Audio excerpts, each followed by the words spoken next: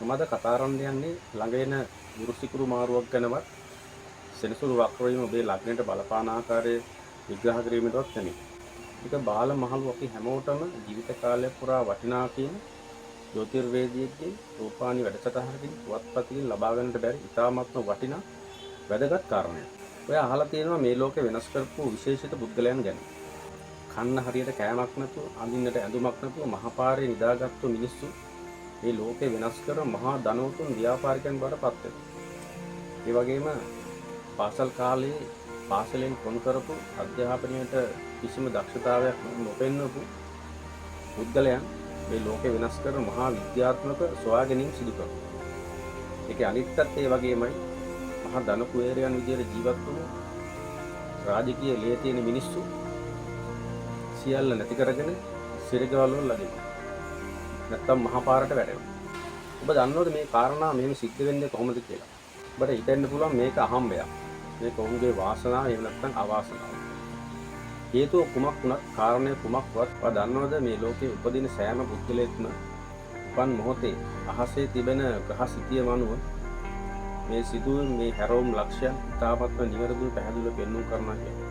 ඒ කියන්නේ ඔබේ කේන්දරේ මෙවැනි හැරවුම් ලක්ෂයක් තිබේ නම් ඉතා නිවැරදිව කියන්න පුළුවන් ක්‍රමයක් තමයි මේ ජ්‍යොතිෂය කියලා කියන්නේ. සමහරට ඔබ කේන්දර පරීක්ෂාවකදී යම් පුද්ගලයෙක් ඔබට පවසා තිබෙන්න පුළුවන් ඔබේ කේන්දරයේ දෙවෙනි රාජයෝගයක්, සිංහාසන යෝගයක්, එහෙම නැත්නම් මහා පරිවර්තන යෝගයක්, එහෙම නැත්නම් කේමදාම, කාලසර්ප යෝගයනි අසුභ යෝගයක් කේන්දරයේ පිහිටනවා කියලා. හැබැයි අද වෙනකන් ඔබට එහි ප්‍රතිඵලයක් දකින්නට ලැබෙන්නේ නැතුව. එහෙම නැත්නම් එකී කාලය ඔබට නොදැනීම ගත වෙලා ගියා වෙන්න පුළුවන්. ඒකට විවිධ හේතු තියෙන්න පුළුවන්.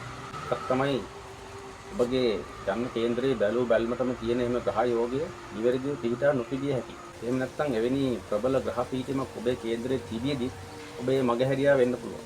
අද මම කියන්න යන්නේ ඔබේ කේන්දරයේ පිහිටන එවැනි විශේෂිත ග්‍රහ පීඨින් විශේෂිත ග්‍රහ යෝග හඳුනා ගන්න ආකාරය සහ ඔබේ ජීවිතය වෙනස් කරන විශේෂිත ග්‍රහ පීඨින් කේන්දරයේ පිහිටන්නේ කොහොමද කියන කාරණේ ඉතා නිවැරදිව විද්‍යානුකූලව පෙන්වනවා. ඔබ දන්නවා ජ්‍යොතිර්විද්‍යාව කියලා කියන්නේ ආලෝකය සම්බන්ධ වූ විද්‍යාවක්. ජ්‍යොතිර්විද්‍යාව කියන්නේ ආලෝක විද්‍යාව. ඒතර මේ ජ්‍යොතිෂයේ මූලික වශයෙන්ම තියෙන්නේ ආලෝක විද්‍යාව, තාරකා විද්‍යාව සහ ගණිතය. ඒ නිසා මම ආරාධනා කරනවා මේ ජ්‍යොතිෂය සම්බන්ධව විශ්ලේෂණාත්මක විද්‍යාත්මක ඇසින් බලන උගත් බුද්ධිමත් ලංකාවේ සෑම පුද්ගලයෙකුටම ආරාධනා කරනවා. ඔබ දන්නවා අපි මේ ජ්‍යොතිෂය භාවිතා කරන්නේ සාම්ප්‍රදායික රටාවට නෙමෙයි අධ්‍යස්ත මතයක සිටින මේ ජ්‍යොතිෂය විද්‍යාව සෑම විශේෂකම හරි වැරද්ද නිවැරදි අඳුනාගෙන විද්‍යාව ඉවත් කරලා සෑම කරුණක්ම විද්‍යාත්මකව තහවුරු කිරීමෙන් පමණයි අපි ඔබට ඉදිරිපත් කරන්නේ. ඒ නිසා ඔබට මේ ගිතා වැදගත් වැඩසටහන් මාලාවක් වේ. අදින් පටන් ගන්න මේ වැඩසටහන් මාලාවේ අවසානයේත් එක්ක ඔබ සිටියොත් ඔබට ඔබේ කේන්දරයේ පමණක් නෙවෙයි ඔබේ පවුලේ කේන්දරවල පවා තිබෙන විශේෂිත ග්‍රහ පිහිටි සුබ හෝ අසුබ හැරවුම් ලක්ෂණ ඉතා නිවැරදිව දැනගන්න පුළුවන්. ඒ නිසා ඔබේ ප්‍රශ්නය ඔබේ කේන්දරය සම්බන්ධ තියෙන ගැටලු අපිට කමෙන්ට් කරන්න. අපි සෑම ප්‍රතිචාරයකටම උත්තර දෙනවා. කේන්දරයක තියෙන විශේෂිත ග්‍රහ පිහිටි නැත්නම් ඔබේ ජීවිතය වෙනස් කරන හැරවුම් ලක්ෂණ අඳුනා ගන්නට නම් මේ ග්‍රහ යෝග නිවැරදිව අඳුනා ගන්නට නම් කේන්දරයක භාවයන් 12 සම්බන්ධව සහ ග්‍රහයන් පිළිබඳව මූලික දැනුමක් තිබිය යුතුමයි. ඒ නිසා මම කල්පනා කරා මේ වීඩියෝ බලන අපිත් එක්ක හැමදාම ඉන්න ඔබ හැමදෙනාටම මේ කාරණා 100%ක්ම අවබෝධ වීම සඳහා මේ කේන්දරයක භාව 12 සහ ග්‍රහයන් එක් ස්ථානයේ පිහිටීමෙන් ඇති වන ප්‍රතිඵලය සරලව පැහැදිලි කිරීම. ඔබ දන්නවා ඔබ උපන් මොහොතේ අහසේ තිබුණු ග්‍රහ සිතියම අනුව ඔබේ කේන්ද්‍ර සටහනේ ග්‍රහයන් එක් භාවයන් වල එක් කොටුවල තැන්පත් කරනවා. කේන්දරයේ මෙහිම කොටු 12ක් සඳහන් කරාට අහසේ තියෙන ඇත්තරම හිස් අවකාශයක් සහ ග්‍රහලෝක ලක්ෂ කෝටි ගණනක් පමණයි.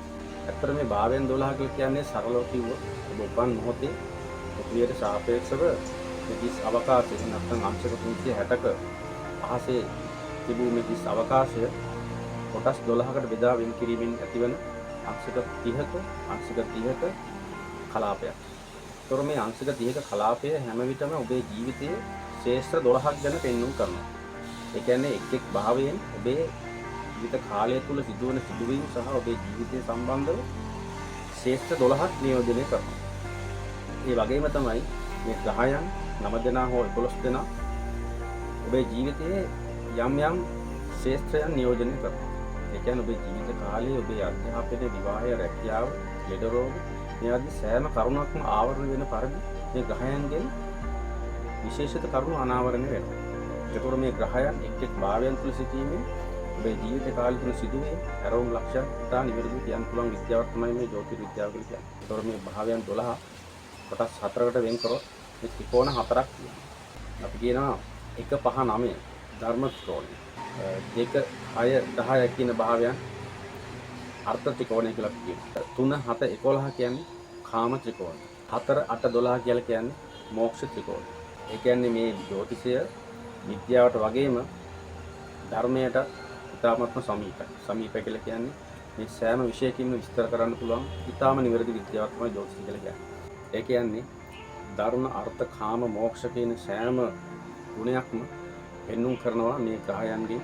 එන්නත් මේ ග්‍රහයන් පිහිටීමේ සෑම ග්‍රහයක්ම ඒ කියන ඵලය ලබා දීමට නම් සම්පූර්ණ විය යුතු කරුණු ගණනාවක් තියෙනවා. මේ ජ්‍යොතිෂය එන්නත් මේ කේන්දරය හරියට බලන පුද්ගලයෙකුට මේ සෑම කරුණක්ම අහුවෙනවා. ඔබ ජ්‍යොතිෂය හෝ වේවා, ක්‍රිෂ්ණමූර්ති පද්ධතිය හෝ වේවා, අංක විද්‍යාව හෝ වේවා, කුමන ශාස්ත්‍රයකින් මේ කේන්දරය දිහා බැලුවත් විමර්ශනය කරත් ඔබට මේ කාරණා අහුවෙනවා. ඒ නිසා ඔබේ කේන්දරයේ නියමිත ග්‍රහයෝග නැත්නම් මේ එක් ග්‍රහයන්ගෙන් පෙන්වන බලාපෑම නිවැරදිව දැනගැනීමට නම් මේක තමයි නියම තැන. ලංකාවේ ඔබට මෙවැනි කේන්ද්‍ර පරීක්ෂාවක් එහෙම නැත්නම් ජීවිත විග්‍රහයක් කිසිම තැනකින් ලැබෙන්නේ නැහැ. ඒක මම ඉතාමත් වගකීමෙන් ඔබට කියනවා. මේ ජීවිත විග්‍රහය ලබා ගන්නවා දන්නවා. අපේ සිට අවුරුදු 50ක් 60ක් වෙනකම් අවුරුද්දෙන් අවුරුදු සිදුවන දේ කියනවා. ඒතර මේ සිදුවන සෑම හැරවුම් ලක්ෂයක්ම සෑම සිදුවීමක්ම ඔබේ උපන් වේලාව නිවැරදි නම්, ඔබේ උපන් ස්ථානයේ අක්ෂාංශ දේශාංශ ස්ථාන නිවැරදි නම් මේ කියන කරුණු 90% සත්‍යයි. ඒතර අපි ඒ කතාව පොඩ්ඩක් අත්විඳින්න කියලා අපි යමු අපේ මාතෘකාවට. අපි දැන් යන්නේ මේ කේන්දරයක තියෙන විශේෂ ග්‍රහ පිහිටීම් හඳුනා ගන්න ක්‍රමය හොයාගන්න. ඒකට ඊට කලින් මම ඔබට කිව්වා මේ මූලික අදහසක් අපිට නැතුව මේකේ අගක් මුලක් තේරෙන්නේ නැති නිසා අපි කලින් මේ භාවයන් අඳුරගත්තා. ඒතකොට මේ එක් ග්‍රහයන් අඳුර ගන්න ඕන. ග්‍රහයන්ගෙන් අපිට ඇති වෙන බලපෑම මොකක්ද කියන එක අපි අඳුර ගන්න ඕනේ. ඒ නිසා මම මුලින්ම කතා කරන්නම් රවි ග්‍රහය ඔබේ ජන්ම පත්‍රයේ 1 සිට 12 දක්වා එක් භාවයන් වල සිටීමෙන් ඇති වෙන ප්‍රතිඵල. ඒතර ඔබේ කේන්දරය නැත්නම් ඔබේ පවුලේ කේන්දරය දැන් අතර අරන් බලන්න ඔබේ කේන්දරයේ රවි ග්‍රහය ලග්න කොටුවේ ඉන්නවා. ඒ කියන්නේ ඔබ ඉපදුනේ ඉර පායන වෙලාවට ආසන්නයේ නම් ඔබේ රවි ග්‍රහය ඉන්න ඕනේ ලග්න කොටුවේ. රවි ග්‍රහය කියන්නේ ඔබ දන්නවා මේ ලෝකයේ මේ විශ්වයේ බලවත්ම ග්‍රහයක්. වැඩිම බලපෑමක් එල්ල කරන ග්‍රහයක්. ඒතර ගුරු ග්‍රහයවත් ශනි ග්‍රහයවත් නෙමෙයි. රවි වටා තමයි මේ සීලුම් ග්‍රහයන් රවිගේ ග්‍රහණයට නතු වෙමින් තමයි මේ විශ්වය පුරා ගමන් කරන්නේ. ඒ නිසා රවි තමයි ඉතාමත්ම බලවත් ජීව ශක්තිය දෙන ග්‍රහය. ඒ කියන්නේ මේ ජීව ශක්තිය දෙන ප්‍රබලම ග්‍රහය ඔබේ ලග්නේ සිටියොත්. ඒ කියන්නේ ඔබේ පිස්පුදුනේම සිටියොත් ඔබ දන්නවා 22 දී ඉතාමත් උද්‍යෝගකාරී පුද්ගලෙක් බවට පත් වෙන නායකත්වයට සුදුසු පුද්ගලෙක් බවට පත් වෙන. කියන්නේ හොඳ පාලන ශක්තියක්, ආත්ම අභිමානයක්, ඉතාමත්ම එඩිතර පෞරුෂයක් හිමි වෙන පුද්ගලෙක් බවට පත් වෙනවා. හැබැයි මේ රවි ලග්නේ සිටීමෙන් ඇස් රෝග සහ කුෂ්ඨ රෝග වැඩිපුර සෑදෙන්න ඉඩ කඩක් තියෙනවා. ඒ කාරණා ඔබ ඕනතරම් අහලා රවි ලග්නේ සිටියාම මෙහිමයි වෙන්නේ මේ විදිහට කල දෙන්නේ කියලා ඔබ ඕන තරම් රූපවාහිනී වැඩසටහන් වලින් පත්‍ර වලින් අහලා දැනගෙන ඔබ සාමාන්‍ය දෙයක් ඔබට දෙන්න පුළුවන්. හැබැයි ඔබ දන්නවද මේක ඇත්ත කතාව මොකක්ද? ලග්න කුටුවේ සිටීම පමණින්ම මේ ප්‍රතිඵලය ලබා දෙන්නේ නැහැ. අහසේ තියෙන්නේ අංශක 360ක අවකාශයක් තමයි. පළවෙනි භාවයේ අවසාන අන්තයේ සිටිනවා නම් ඒ කියන්නේ අංශක 29 30 ආසන්නයේ සිටිනවා නම් ඔබට අර කියන මූලික ලක්ෂණ 100%ක්ම නැහැ. 75ක 60ක සම්භාවයෙන් තියෙනවා. ඒ වගේම තමයි දෙවෙනි භාවයෙන් කියන ගතිමත් ඔබට පිළිගන්නවා. ඔක තමයි නිවැරදිම කේන්ද්‍ර බැලිය. මේ විතරකුත් නෙමෙයි. මේ රවි ග්‍රහය සිටින නැකත ඔහු සිටින්නේ සෙනසුරුගේ නැකත ගන්න. එහෙම නැත්නම් රවි ග්‍රහය සිටින භාවයේ උපස්ථායක අපේ ක්‍රිෂ්ණමූර්ති පද්ධතිය කියලා කියන ඔබ දන්නවා. ඉතාමත් සූක්ෂම විදිහට බෙදීම් කරලා ගණනය කිරීම කරලා මේ පලාපල නිවැරදිවම සිදුවන වසර පවා කියන්න පුළුවන් ක්‍රමයක්. තමයි ක්‍රිෂ්ණමූර්ති පද්ධතිය වල ඉතා පැහැදිලිව පෙන්නනවා. මේ භාවයේ සිටින ග්‍රහයාගෙන් පමණක් නෙමෙයි මේ භාවයේ මේ ග්‍රහයාගේ නැකත් අධිපති සහ උපස්ථායක තමයි මේ කාරණේ නිවැරදිවම බලපවත්වනවාද නැත්නම් බලපවත්වන කාලය නිර්ණය කරන්න කියලා. එතකොට මේක තමයි ගොඩක් අය නොදන්නා, ගොඩක් අය භාවිත නොකරන සිද්ධාන්තය. ඒකේ තේරුම තමයි සරල උදාහරණයක් කිව්වොත් මේ රවි ග්‍රහය ලග්න කොටුවේ ඉන්න ගමන්ම රවි ග්‍රහය ශනි සංග සිටුවොත් යාට ගුණයි ඒ වගේම ඔබේ නායකත්වය, මූලිකත්වය ඔය කියන විතර ගති අඩුවීමක් වෙනවා. ඒ වගේම ප්‍රස්තාවයක 7 වෙනි භාවයේ නියෝජනය කරනවා නම් සම්බදකම් වලින් පාඩුසිද්ධ වෙනවා. ඒ වගේම අවමානකට ලක් වීම ඉඩ කරති. යම් කිසි ග්‍රහයක් යම් භාවයක සිටි පමණින්ම මේ විදිහට ප්‍රතිඵලයක් දෙනවා කියලා ඔබ සිතනවා නම් ඒක වැරදි කාරණයක්. ඒක රවි ග්‍රහයාගේ දෙවෙනි භාවයේ සිටීමෙන් ඇති වෙන ප්‍රතිඵල තමයි කතා බහුලයි. ඒ වගේම තමයි වේගවත් කතාව. ඒ වගේම කතා නිසා ප්‍රශ්න ඇති වෙනවා. රවි සමග බුධ දෙවන්නේ සිටියොත් මේකේ තීව්‍රතාවය තවත් වැඩි වෙනවා. ප්‍රස්තාවකයා 8-12 යන භාවයන් සම්බන්ධයි නම් ඒ කතාව නිසා අනිවාර්යෙන් ප්‍රශ්න ඇති කර ගන්නවා. ආඩු ධන හානි සිද්ධ කර ගන්නවා. දෙවෙනි භාවයෙන් කියන්නේ කතිකත්වය සහ ධනය ගැන. එතකොට රවි ග්‍රහයා දෙවෙනි භාවයේ සිටීමෙන් සුබඵල වගේම නියෝජනය කරන්නේ නරක භාවයක් නම් මේක අනිත් පැත්ත සිද්ධ වෙනවා. ඒක තමයි සරල කාර්යය. ඒකට රවි ග්‍රහයා තුන්වෙනි භාවයේ සිටිනවා. රවි ග්‍රහයා තුන්වෙනි භාවය කියලා කියන්නේ සහෝදර ස්ථානය සහ කෙටි ගමන. ඒකට රවි ග්‍රහයා ඔබේ ජන්මපත්‍රයේ තුන්වෙනි භාවයේ සිටිනවා නම් රජයේ රැකියාව ලැබීමේ අවස්ථාවක් තියෙනවා. හැබැයි මෙහි උපස්ථායකයා එහෙම නැත්නම් නැකත් අධිපතිදී 11 වෙනිට නියෝජනයක් නැත්නම් සම්බන්ධයක් නැත්නම් ආදායම් මාර්ගවල දැසී යාමක් පේනවා. ඒ කියන්නේ රජයේ රැකියාවක් ලැබුණත් ආදායම් ලැබීමේ යම් අවහිරතාවයක් පෙන්වු කරනවා.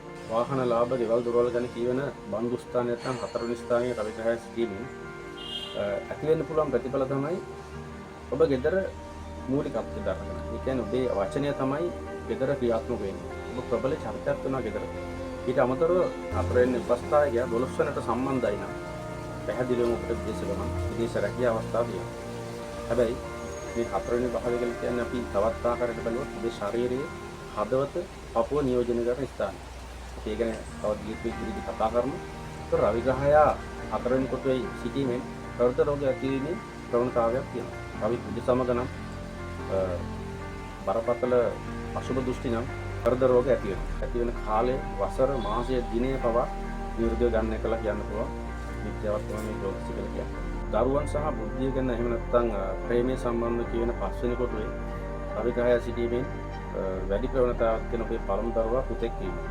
ඒ වගේම තමයි මේ භාවය 4 හෝ 10 යන භාවයන් නියෝජනය කරනවා නම් ඒ දරුවන් පැහැදිලිවම අධ්‍යාපනයෙන් ඉතා ඉහළ තත්ත්වයකට පත් වෙනවා. රවි ග්‍රහය 6 වෙනි කොටුවේ සිටීම. 6 වෙනි කොටුවේ කියලා අපි කියන්නේ රෝග ස්ථාන, සතුරු ස්ථාන. මේ ජීව ශක්තිය තියෙන ප්‍රබල ග්‍රහයක් මේ සතුරු ස්ථානයේ නැත්නම් රෝග ස්ථානයේ සිටීමෙන් ඇති වෙන ප්‍රතිඵලය තමයි ඔබට රෝග මැඩලීමේ සතුරන් පරාජය කිරීමේ ප්‍රබල ශක්තියක්, ජීව ශක්තියක් ලැබෙනවා නිරන්තරයෙන්.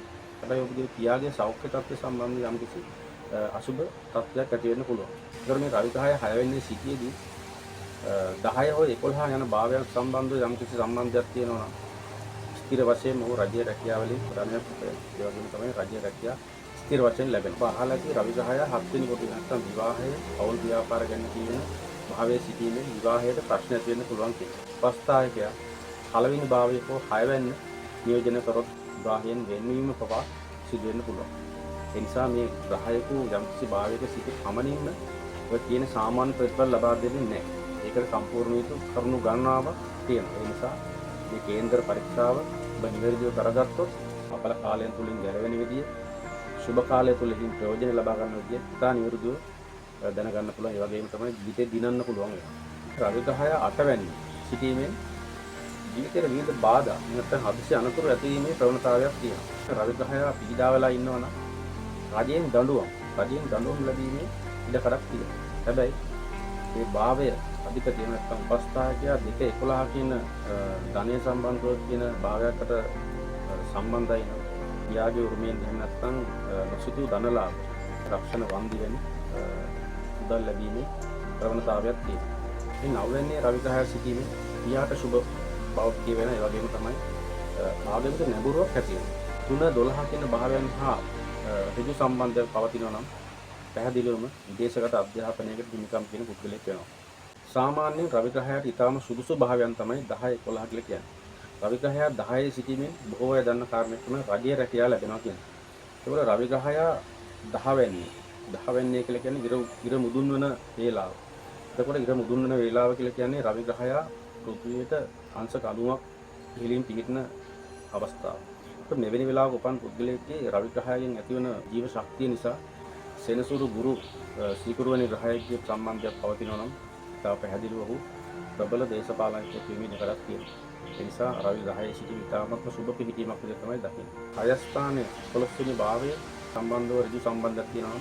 ඔහු ඉතා පැහැදිලිව ව්‍යාපාරික ලෝකයේ ජයගන්න ධනවතෙක් බවට පත් වෙනවා. රවි ග්‍රහය 11 වෙනි භාවයේ සිටීම ඔබ මීට පෙර අසා ඇති කෝටියක් දෝෂ භංග වෙන පිහිටීමක්. ඒ කියන්නේ සියලු අරිෂ්ඨ නැසන පිහිටීම. සූර්යාගේ ජීව ශක්තිය ඉතා ප්‍රබලව ලැබෙන වේලාව තමයි උදෑසන 8, 9, 10 කියලා කියන්නේ.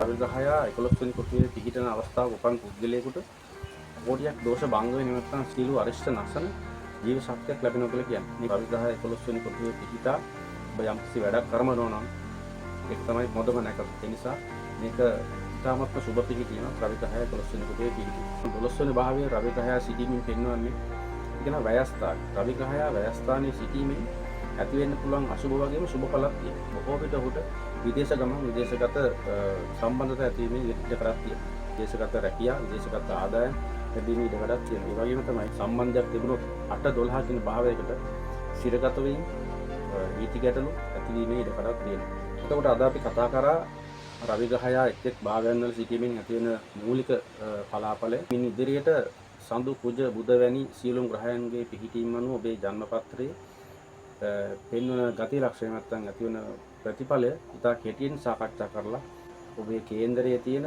ප්‍රබල ග්‍රහ පිහිටීම් එහෙම නැත්නම් කිසිවෙකු නොදන්නා ඔබ පවා නොදන්නා ඔබගේ කේන්දරයේ සැඟවුණු ප්‍රබල ග්‍රහ පිහිටීම් ග්‍රහ යෝග ක්‍රියාත්මක වෙන ආකාරය මොන කාලෙද කියන බව ඒ වගේම තමයි එහි ඇති වෙන ප්‍රතිඵලය ඔබේ ජීවිතයට බලපාන්නේ කොහොමද ඔබේ ජීවිතයේ හැරවුම් ලක්ෂයන් මොන දිශාවටද යොමු වන්නේ කියන එක අපි ඉගෙන ගමු. ආරාධනය කරනවා මේ වීඩියෝ බලන උගත් බුද්ධිමත් හැමදෙනාටම ඔබ පරිශ්‍රණාත්මකව විද්‍යාත්මක ඇසකින් මේ ජ්‍යොතිෂය දිහා බලලා මේක ඉගෙන ගන්න ආසයි නම් මේක තමයි නියම තැන. අපි උපවාණයකින් වත්පතකින් ලබා ගන්නට බැරි විශේෂිත කාරණා සාකච්ඡා කරන ඒ වගේම තමයි ජ්‍යොතිෂයේ තියෙන මිත්‍යා මත කොටස් ඉවත් කරලා බැහැර කරලා ප්‍රායෝගිකව අපිට අත්විඳින්න පුළුවන් සිද්ධාන්ත පමණක් භාවිතා කරලා ජීවිතේ දිනන හැටි අපි සාකච්ඡා කරනවා. ඒ නිසා ඔබට ඉතා වැදගත් වෙවි මේ වැඩසටහන් මාලාව අවසානයේදී අපිත් එක්ක රැඳී සිටින්න. මේ සම්බන්ධ ඇති ගැටලු අදහස් අපිට කමෙන්ට් කරන්න. ප්‍රතිචාර දක්වන ඔබ සෑම දිනකටම ඉතා විශේෂ වූ රහසක් මම කියනවා. ඒ තමයි ඔබ විශාල මුදලක් වියදම් කරලා යන්ත්‍රයක් හලදීමේ ඇති වෙන ප්‍රතිඵලය රුපියලක්වත් වියදම් නොකර මේ ජීවිතේ දිනන්නට මේ ජ්‍යොතිෂය අල්ප විද්‍යාව භාවිත කරන ආකාරය පිළිබඳ ඔබටම ආවේනික වූ රහස් කේතයක් ලබා ගන්න. මේක මේ ලංකාවේ කිසිම තැනකින් ඔබට නොමිලේ ලබා ගන්න පුළුවන් කාරණයක් නෙමෙයි. ඔය ඔබට ආවේනික වූ විශේෂ වූ රහස් කේතයක් තියෙනවා. හැමදෙනාටම තියෙනවා. අපි ඒක ලබා දෙන නොමිලේ ඔබට අපිත් එක්ක සම්බන්ධ වෙන සෑම කෙනෙකුටම ඒ නිසා මේක අපිට කමෙන්ට් ගන්න කරන ට්‍රික් එකක් නෙමෙයි. මොකද අපිට කමෙන්ට් කරන අපිට ලයික් කරන 10-15 දෙනෙක් ඉන්න හැමදාම ඉතින් වොන් අපිත් එක්ක ඉන්න ඉතාමත්ම ශක්තියක් මත ඒ කීප දෙනා නිසා තමයි අපි දිගටම මේ වීඩියෝ ඔබට ගෙනෙන්නේ. ඔබෙන් කමෙන්ට් ගන්න, ලයික් ගන්න කරන උපාය මාර්ගික සැලසුමක් කියලා හිතන්න එපා. ඒ වගේ සරල චූටි බලාපොරොත්තුවක් මේක අපිත් එක්ක සම්බන්ධ වෙන මේ විෂයන් සම්බන්ධ උනන්දුවක් දක්වන මේවා අගය කරන අයට ගරුකරීමක් ඇති පුද්ගලයන්ට මේ විෂයන් සම්බන්ධව පරිශ්‍රණාත්මකව විද්‍යාත්මකව සිතන්නට පෙළඹෙන පුද්ගලයන් සම්බන්ධව කෙරෙන කෘතගුණ සැලකීමක් විදිහට තමයි මම මේ කාරණාවට කියන්නේ. ඒ නිසා මේ වටිනා කියන අවස්ථාව මගහැර ගන්න එපා. අපිත් එක්ක දිගටම ඉන්න. ඔබේ අදහස් අපිට කියන්න. මේ සියලු අදහස් අපිට ඉදිරිපත් කරන්න. මේ සාකච්ඡාව දිගින් දිගටම සාර්ථකව අරන් යන්නට ඒක ලොකු පිටුවහලක් වෙයි.